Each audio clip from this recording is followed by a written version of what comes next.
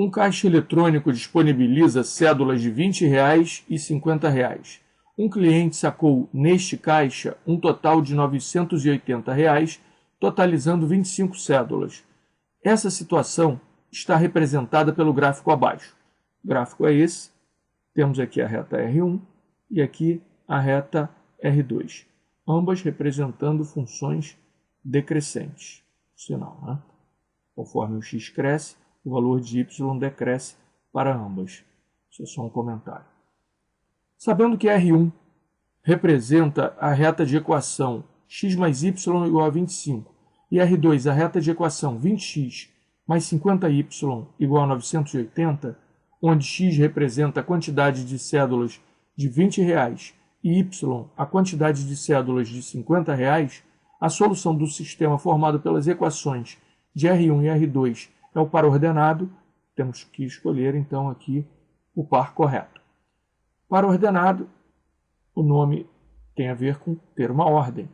Ordem de colocação dos valores. Primeiro sempre a abscissa, depois a ordenada. Então primeiro o valor de x, depois o valor de y. Note que ele quer o par ordenado, que é a solução do sistema formado pelas equações da reta R1 e da reta R2.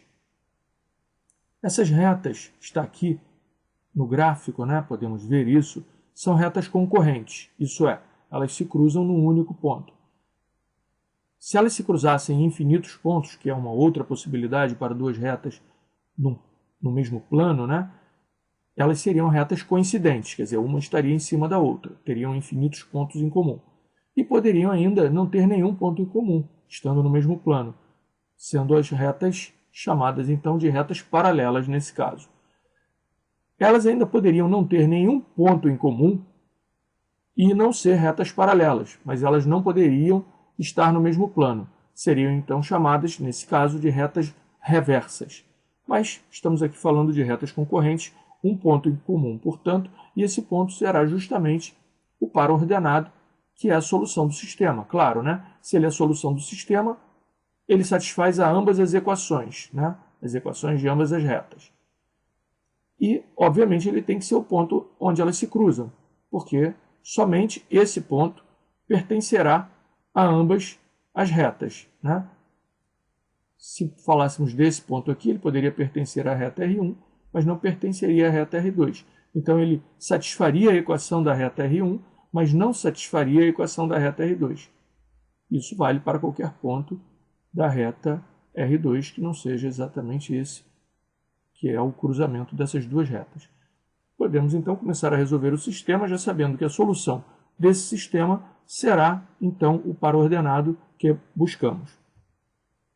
A primeira equação está aqui, de onde já podemos tirar o valor de x. Na segunda equação, dada também no enunciado, podemos inicialmente simplificar aqui, porque temos um fator 10 comum a ambos os lados da equação em todas as parcelas, né? Então, nós temos, dividindo por 10, que 2x mais 5y igual a 98. Substituindo 1 em 2, quer dizer, o valor de x substituído aqui, ó, ficará 2x, ficará 2 vezes 25 menos y, uma vez que x é igual a 25 menos y. Podemos, então, agora distribuir aqui, né, usando a propriedade distributiva da multiplicação, entrar com o fator 2 no parêntese, e aí nós teremos 2 vezes 25, 50, menos 2y, mais 5y igual a 98.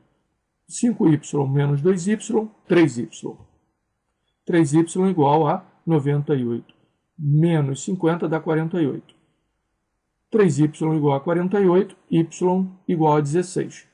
Substituindo agora o valor de y aqui na equação 1, vamos poder obter o valor de x. Note que com esse valor de y já poderíamos decidir pela letra B, porque nenhuma outra opção tem y valendo 16. Aqui é 17, aqui é 18, aqui é 14 e aqui é 13. Lembrando que, como é par ordenado, há uma ordem de colocação, né? Sempre o x primeiro e depois o y. Sempre a abscissa primeiro e depois a ordenada. No caso aqui, o y, que é a ordenada, valendo 16, credencia essa opção como correta, mas vamos terminar de resolver o sistema de equações como se fosse uma questão discursiva.